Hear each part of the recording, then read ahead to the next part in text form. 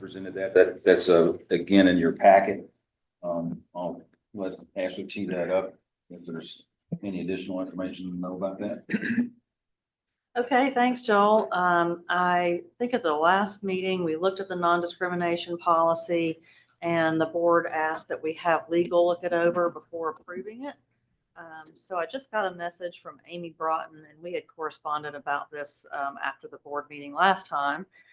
She reviewed it, and her recommendation was that it looked fine, but we should add a Spanish translation to that at the end there.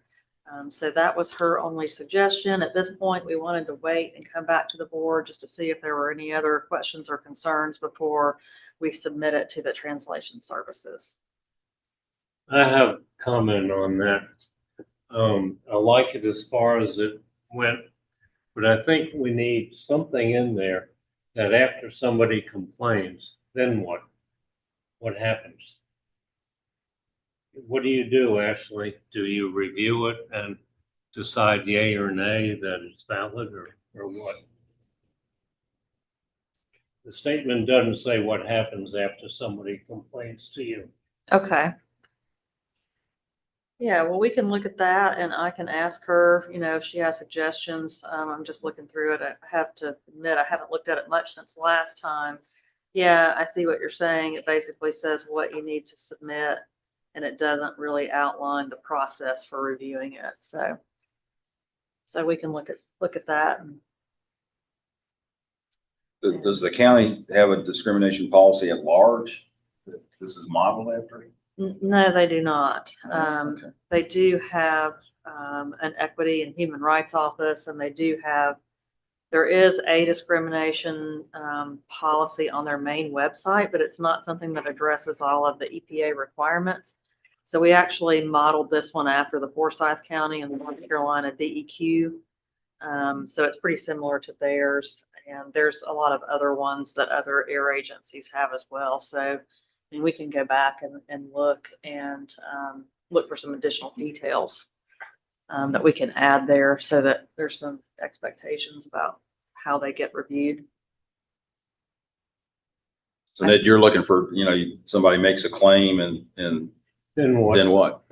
Right. Yeah. I can see probably the need for some additional clarification on that. And I'm thinking probably like how long it takes to, there's probably a time frame under which we're supposed to review it and respond, things like that, so that people know what the expectations would What is be. the appeals process if somebody doesn't like what you do?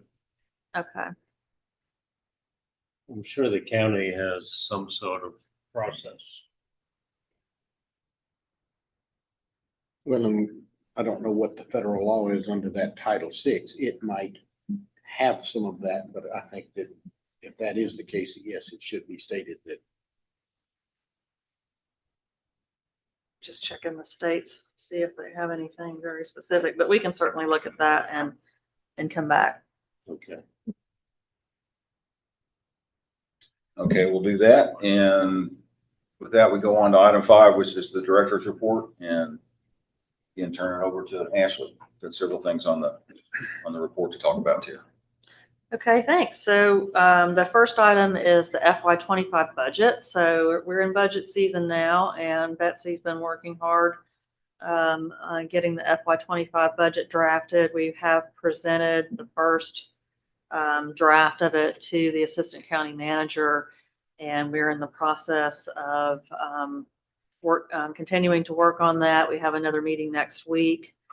The main things that changed so far, the things that I just wanted to mention to the board, are that we do have the additional amount for the 105 and the 103 grant that we received from EPA for this last budget year. Actually, it's for FY24, which was an additional $84,000 or so above what we've been getting in the last several years before that. So it was the first increase that we had, and we're hoping that that is a recurring increase, but not knowing, of course, that's up to Congress. They decide that every year. So for now, we have gone ahead and put those numbers, assuming that we get the same amount again, which usually happens, but again, it's unpredictable, but those numbers we have put into the budget for next year. And we've also looked at the possibility of funding our 7th position again. That's something that we would like to do if possible. Like we talked about last time, we have a couple of staff members that are looking at retiring this year. And if we were able to fill that vacant position, it's an air quality specialist. It's the lowest level position. Then we might be able to restructure a little bit, and that would give us some flexibility. So I'd like to see, if the board has thoughts on that. And we did, in addition to having the extra grant funds that we hope will be recurring, we did put in something called a needs assessment that is not recurring, but more like one-time funds. And we included a position in that, which would not be recurring, but just for a year. We also included a vehicle in that. And we are looking at replacing our oldest vehicle, something that it does qualify for replacement, several years old.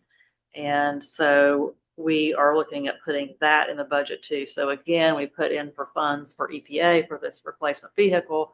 We don't know yet if we will get them, but if we don't, it is something that needs to be replaced.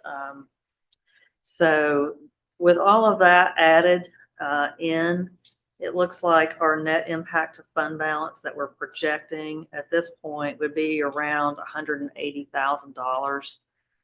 Last year, we projected $116,000 being pulled out of the fund balance, and we ended up not having to take any funds out of the fund balance. Is that correct, Betsy? We put 2023, it was $8,000 that we put back in.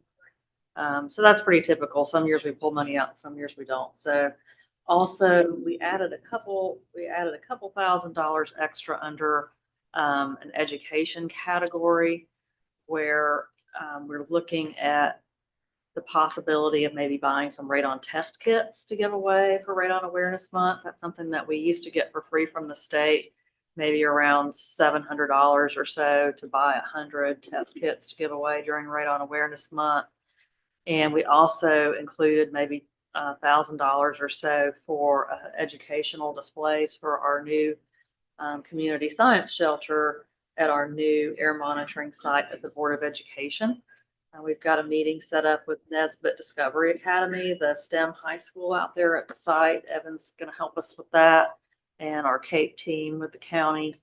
And we're looking at trying to come up with some kind of educational display to let that we could kind of roll out, and at the same time let the colleges and high schools know about this citizen science shelter that we have for the sensors now.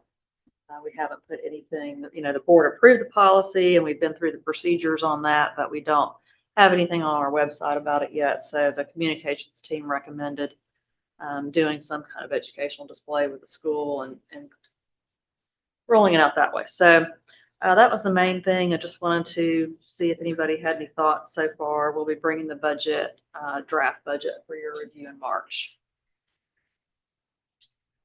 Comments? I have one. Ashley and I have been talking about the 7th position.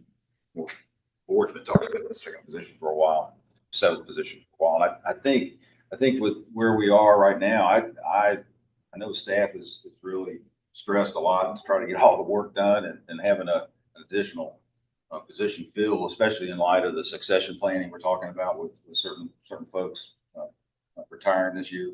I think it's going to give us some flexibility to do more with not only the staff we have, but adding that additional resource. But I'd be interested in others' thoughts about that. So hiring someone is a commitment to paying them. And if the fund balance continues to be drawn down over the next several years and there isn't a shift to the county department or getting money from the county, can we commit to paying them for longer than 3 or 4 years? Well, a lot of that depends on now the attrition we have with staff now, and that's why I was thinking that this is as good a time as any to make a hire because we're gonna be more than likely losing some folks as well. So we can kind of shift the assignments and their work descriptions depending on what kind of skill level we get. I think it would be good to have an overlap with somebody new versus, people who are leaving. But, like Evan, I don't know if we can really afford it now. Ashley, I'm sure, would love the additional help. I'm sure the other staff members would like somebody to share the workload too. But we have to be able to afford it. And until we know what the answers are to our funding, I'm not sure we need to go ahead with it. Another question I have is if in the future the agency does become a county department, would the county commit to retaining everybody currently on staff? I would hope so. And we don't know the answer to that, but I think that would be important in thinking about hiring someone. Well, we're gonna have a new county commission in November. And at least one person will be new. And maybe we need to see how that transpires and what the feeling is with the county commissioners before we do anything. I realize that puts things off a year.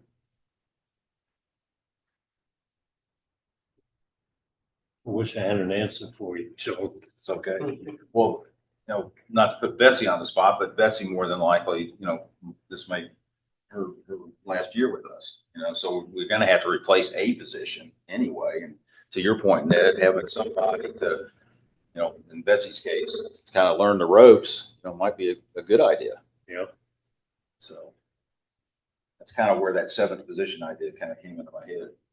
Well, It's not really an extra position if you look at it that way. yeah, that's fine. I have no objection to that. But for going beyond that in the future, because after Betsy leaves us and we have another body to replace her, we're still in the same boat we're in now. Mhm. So we need to look towards the future. What are our options? But in the meantime, I have no objections to trying to replace somebody who we cannot replace. It's gonna be real difficult, I know that. Anybody else, Carl? Sure does. Well, I like the idea of having another slot so that we can go ahead and look at bringing someone on so that we can start training them. Then when you have this vacancy, you can begin to look for someone, but you don't necessarily have to fill it right then. So, I think it gives us a stepping stone to move forward. Without doing that, I don't know that we can go out and hire somebody without budgeting it into the planning. We'll, as far as the budget goes, the next meeting is when we really start considering it, mixing and matching it. Maybe Ashley, you and staff can, prepare a couple of different options, possibly one with the seventh position.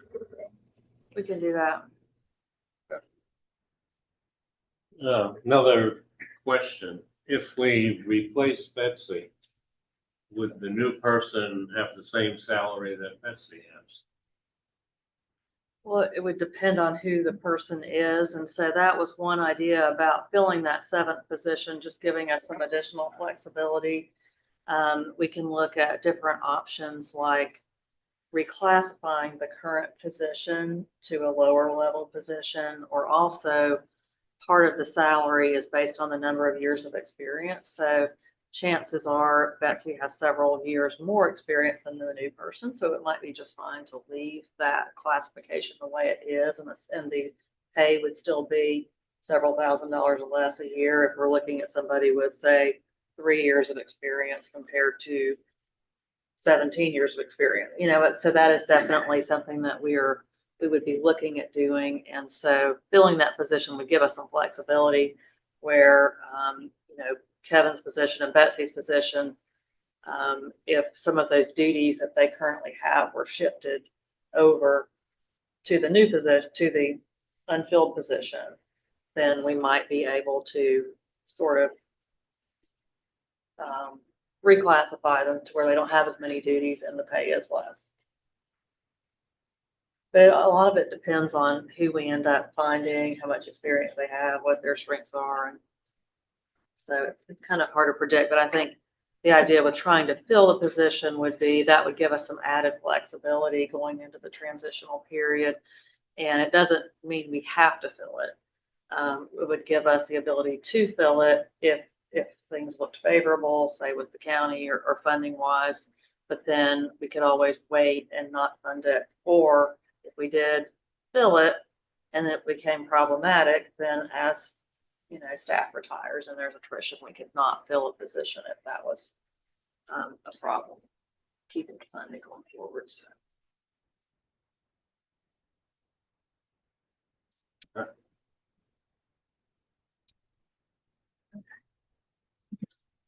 Have we given you enough guidance, Ashley? I think so. I think what I'm hearing is we're all thinking about it. We'll look at different options, and maybe for March when we come out with the budget, we could do a couple of different scenarios for you guys to consider. So. Sounds good. Okay, thanks. So next item we have on here was the Blue Horizons Project Community Council. I'm not sure if you guys are familiar with this. It's a project that's sponsored by the city of Asheville and Buncombe County government. Duke Energy is also involved, and it came out of the Energy Innovation Task Force, and the city and county fund it. And one of their main goals is the 100% renewable energy plan that the city and the county have both committed to. And other main goals that they have are things like reducing greenhouse gases and things of that nature. So they had an opening recently, and I was asked to apply, and so I did, and I'm a member of this now. So there's someone from City Council, Maggie Ullman, and Brownie Newman was the county representative, and Commissioner Sloan is now on his place. Brownie is transitioning off the commission next year. So anyway, there's a lot of overlap with what we do as far as reducing greenhouse gases, and finding that a lot of the projects and things we're working on, like the Sustainable Brewing Initiative, they're interested in, that they're promoting things of that nature. And so I felt like we might be able to offer, have something to offer. A lot of the grant funds that we've been researching for reducing greenhouse gases and other air pollutants all seem to, there seems to be a lot more opportunity for community collaboration and things like that we've been doing with the Ozone Advanced program and other community partnerships. So I have started to be a member of that group, and just wanted to let the board know about that.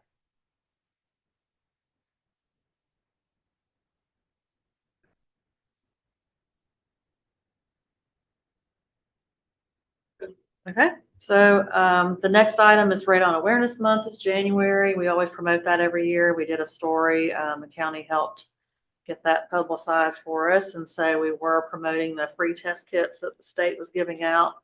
And we've done that every year since we haven't had free test kits to give away from their program like we have in the past. We still get a lot of phone calls about it. At this point, the state has given out all the free radon kits, but we're still promoting that for Radon Awareness Month. So I just wanted to mention that.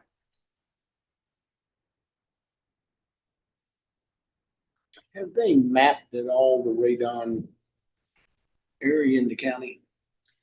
They have, well, they've done a lot of mapping, and they actually have new maps now. If you go on the ncradon.org website, they've got county specific maps. So they've actually got one where you can click on your county, and it's got recommendations, like for Buncombe County, for example, we have some of the highest levels in the state. So on the fact sheet for ours, it actually says they recommend testing your well water also if you have high radon. So yeah, they've done more and more mapping, and they're doing more and more research all the time. So they actually had a webinar from, I think it was Duke University, They had a webinar here this last month. We're looking at lung cancer rates and some updated studies and climate change and how that could potentially, temperature and I mean, it's humidity. related to the geology, is that not correct? It And is. the radioactive material decaying in the rocks and that type of stuff is where the radon is coming from, so.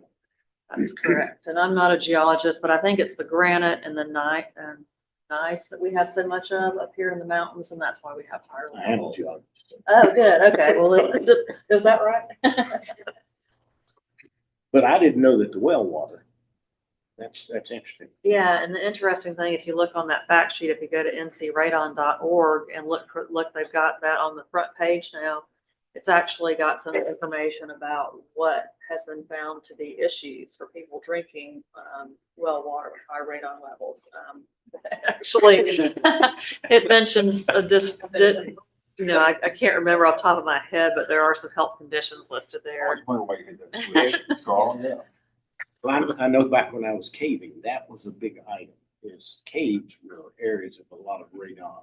So it was always of a concern.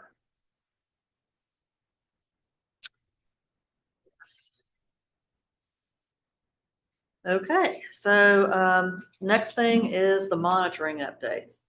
Okay, I don't have a whole lot to report on. We did end 2023 with really good data completeness for both 2.5 and ozone. For PM 2.5, we finished the year at 97.5% data completeness. Ozone was 95.6% data completeness. Back in December, we took our ozone equipment to Raleigh. We have to get it certified annually before the new ozone season for the year. So we got that back a couple of weeks ago. We'll be hooking that up and doing our initial calibration, and we'll do that probably in the middle of February. So we should be good for the start of ozone season on March the 1st. Also wanted to mention that we received the last new ozone equipment that we were able to purchase from the IRA grant that we got. So we have all of our new ozone equipment in. And I was just curious about the age, like what we're running now. We've been running this will be the 13th year with it. So we should be good for a long time in the future. We probably hold off until next year before we start operating our new equipment.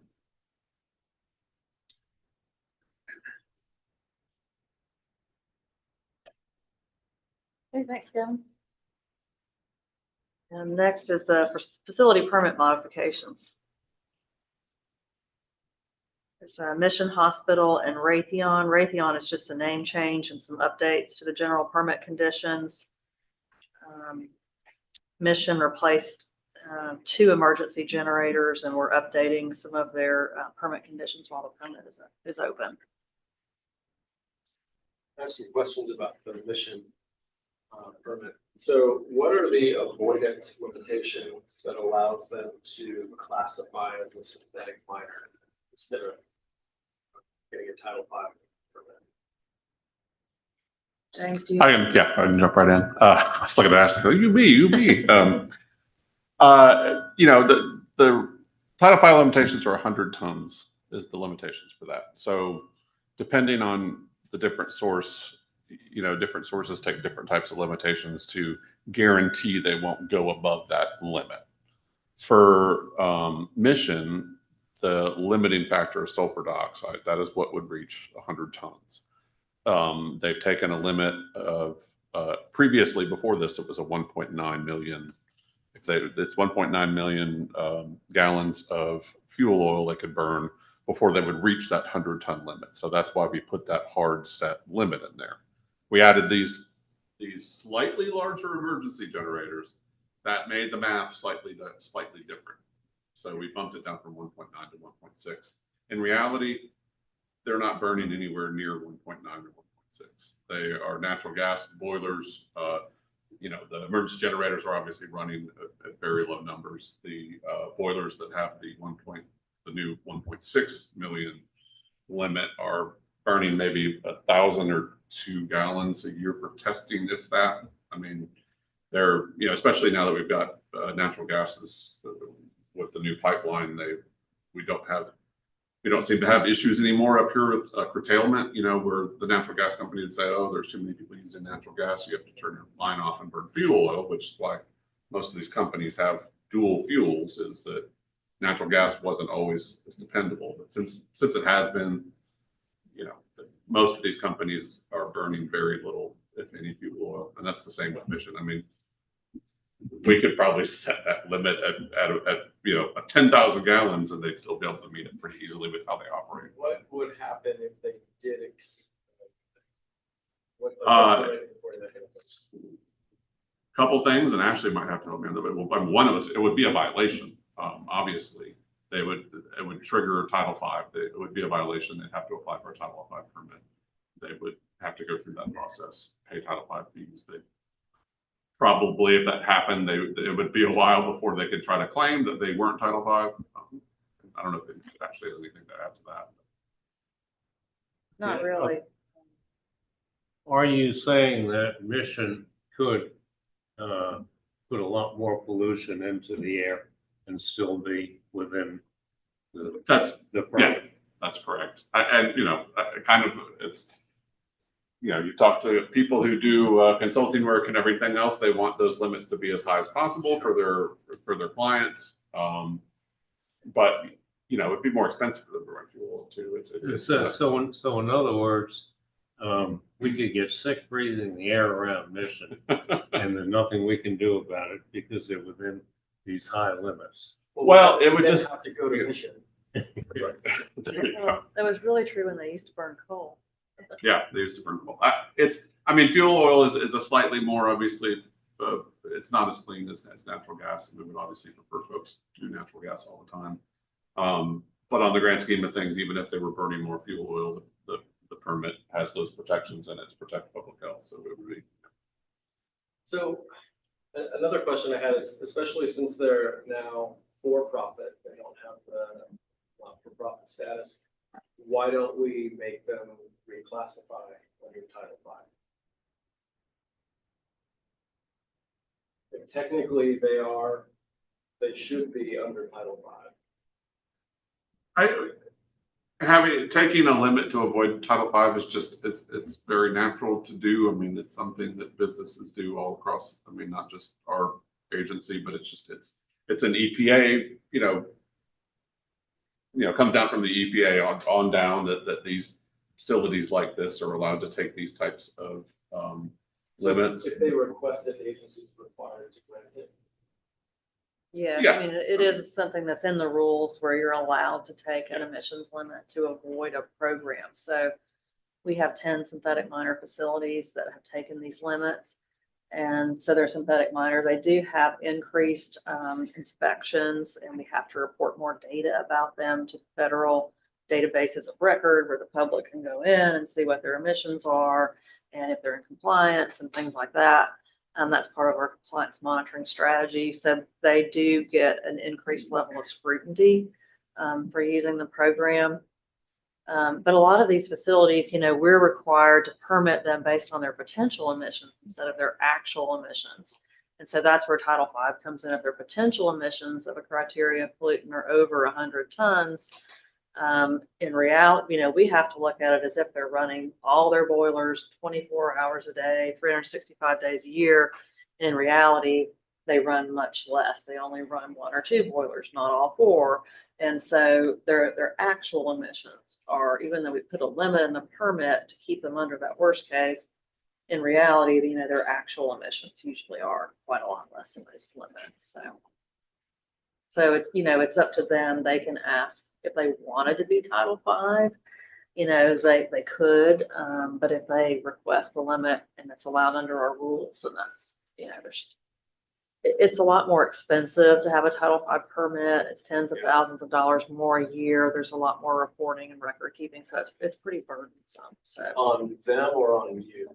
on them mostly, but I mean, we get more fee money, but it's a lot more work for us too.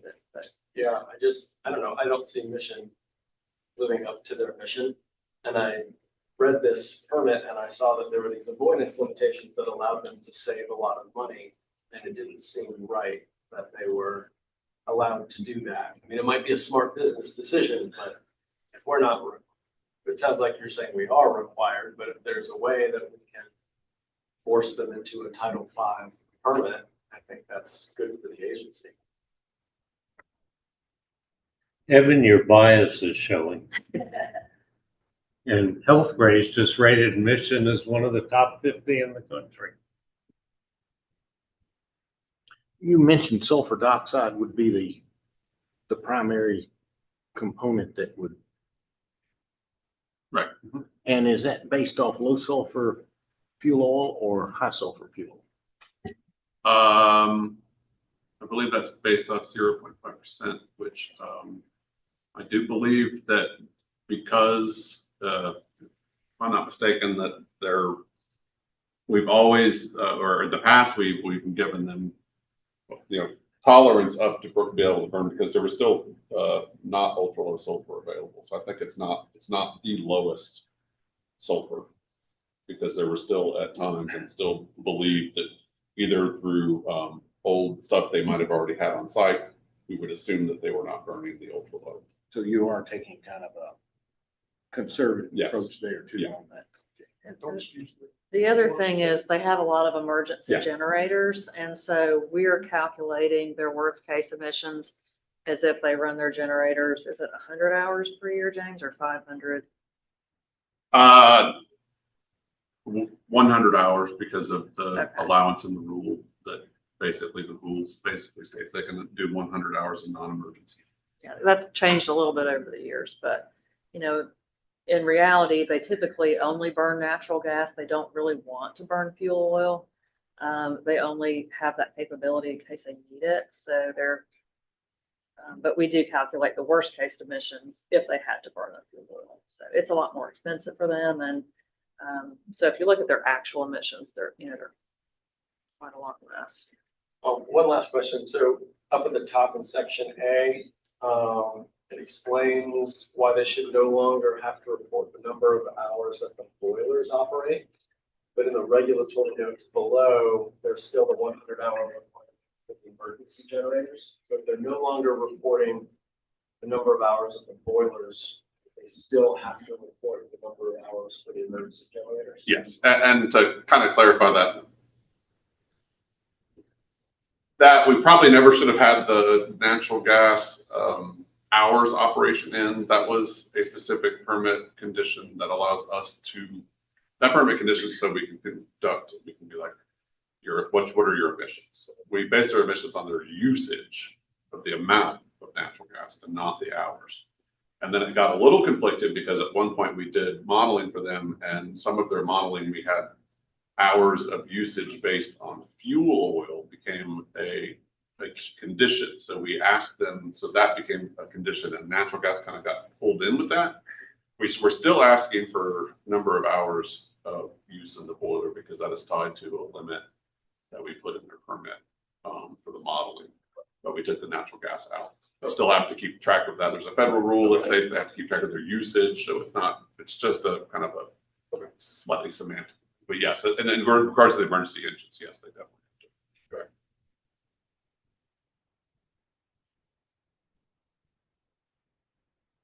So bottom line is they could pollute, but they're not. I think they're a good example of a lot of these synthetic miner facilities that we have where their actual emissions are a lot lower than their potential emissions. But we do have, they are part of our compliance monitoring strategy. And so the Title V facilities and the synthetic miner facilities get inspected more often, and we report certain data for them every year into the national databases. And that's something where we were just, EPA conducted an audit of our program. We mentioned that in the last board meeting, I think, and we still haven't got all the results in from that, but that's something where they do come in and look at, make sure that we are doing all, keeping up with all the monitoring and putting the information out on the website for people to see. Are you taking these permits individually or together? We ought to take them individual, since we've had extended conversation about mission. Probably ought to. I would move to approve the facility permit modification for Mission Hospital. Second. Second by Ned. Any further discussion? All's in favor of approving the mission modification, say aye. Aye. Any opposed? Nay. Passes 3-1.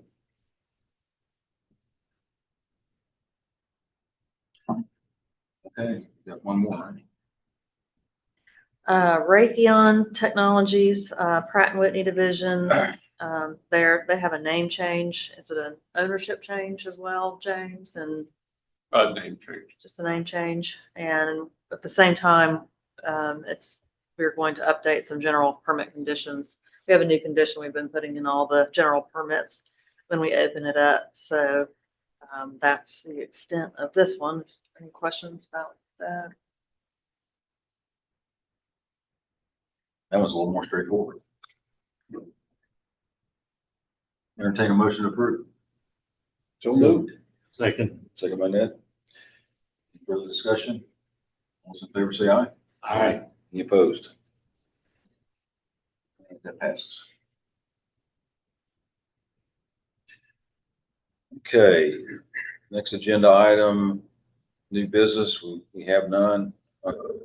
Moving on to other business, Amy's not with us today. So no legal counsel report, advisory committee report. Evan? We didn't meet in December. We have a meeting on the books for February 15th, maybe. I think it's 15th. February 15th. Yeah.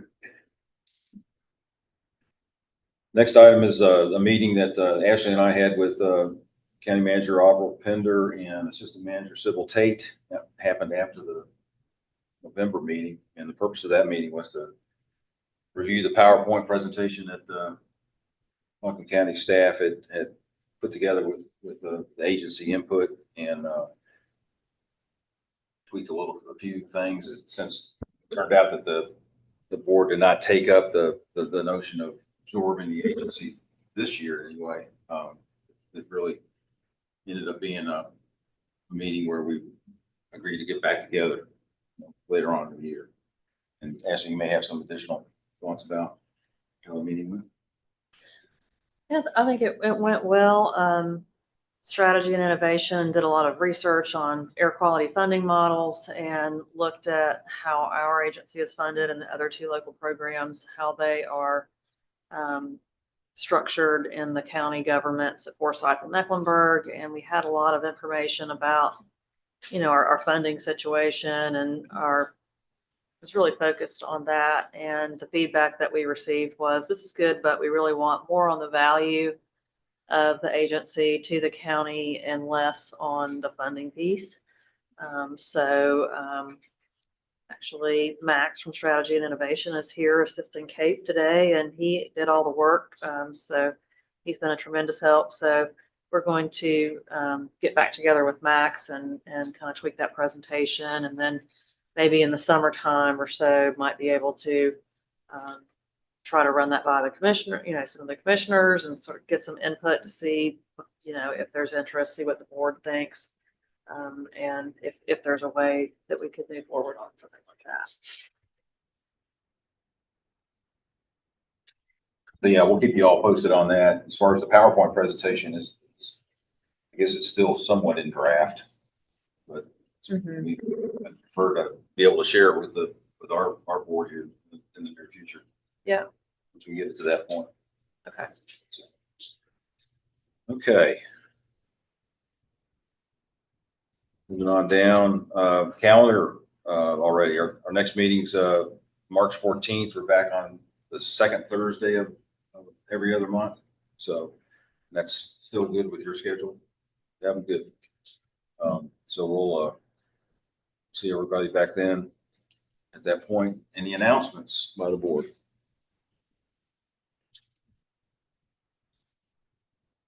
Ashley, anything for the good of the board? I know you went to the electric vehicle Oh, yes. initiative, right? Yeah, I went to the Clean Vehicles Coalition award ceremony, and they gave an award out, I guess, to Biltmore for all their initiatives with propane, and they had a lot of different groups that they recognized. Can't remember all of them now, but we are still working with Buncombe County Schools on the Clean School Bus project. You might have seen in the news. They did a really nice story, I thought, earlier this week with Transportation Director Jeremy Stowe. 114 electric buses have been awarded in North Carolina, but unfortunately, we did not receive any of those in that second round. But Jeremy just put together his application that he's submitting, I think, this week for the third round with EPA. So fingers crossed. We did meet with Duke Energy and found that they had some additional funding that the county could sign up for. Buncombe County Schools would be eligible for additional funding for 2 buses for a vehicle to grid project. So they were really excited because that would cover the gap that the EPA funding doesn't cover for the charging infrastructure. So we're following along with that, and the Commissioner Subcommittee on Energy and the Environment has asked us to come back to their meeting in February with an update on what's going on with the school buses. Hopefully we'll get something. Okay, I'm not aware of any public comment, so that brings us to the end of the meeting. I entertain a motion to adjourn. Move to adjourn. Second. Second by Kevin. All those in favor of adjourning, say aye. Aye. We're adjourned.